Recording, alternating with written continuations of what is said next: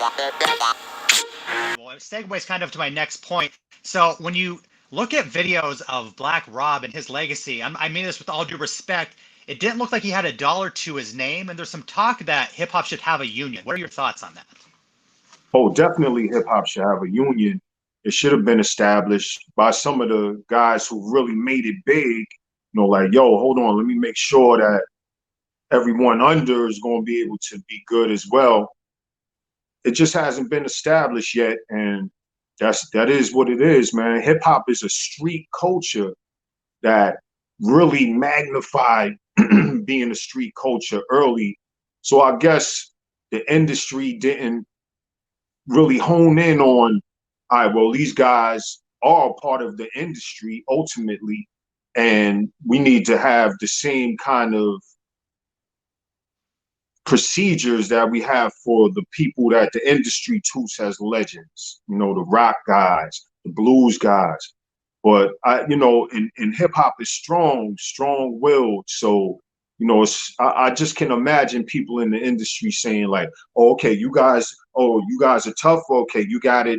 Okay, all right. Well, you just do what you do, and we'll just keep reaping the benefits of what you do and not provide any kind of anything for you other than that. I just, because it's so strong, it's such a street culture, is just like, oh, well, what do you guys need a union for? You're strong. You come from the streets. You made it. That kind of thing.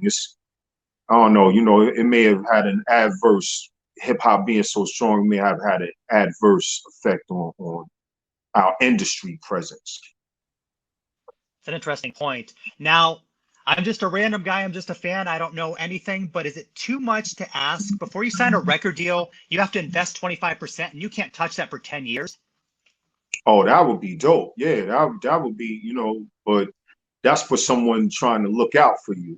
These people not really trying to look out for you like that in the industry. The industry is tough, man, and especially on the hip hop side. So yeah, but that would be dope though. That would be dope, definitely. That's what lawyers and managers are for. That's where they're supposed to be. But then if this guy is the hip hop manager, the hip hop lawyer, he may not even be, it may just be, okay, how much can we get, and not thinking on that level, definitely. Sure. What's one other thing that hip hop could improve upon in terms of that? Man.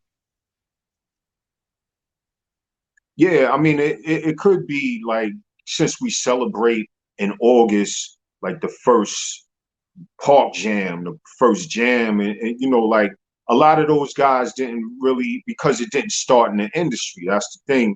They didn't really take those precautions. Like, all right, well, we got to set this up for the dudes that are going to come after us. But I mean, I think it starts there, is empowering some of the OGs like Cool Herc, and stuff like that. Like, I'm sure at this point he would know what to do.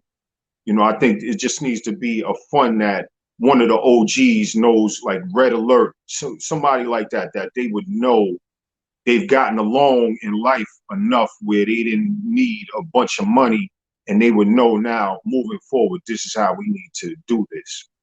It's like we got to empower like the hip hop museum that has come up, someone like yourself with solutions coming in saying, all right, guys, maybe we should do this with this percentage, that kind of thing. Because hip hop people are not thinking about that. Percentages is not even something that you would hear in a rap, a rhyme, or DJ scratch, anything. A lot of dudes are just only thinking about the music. So just someone who really cares for the culture, just coming in and saying, like yourself, coming in and saying, yo, guys, let's do this and set this up so we make sure that the future generations are good.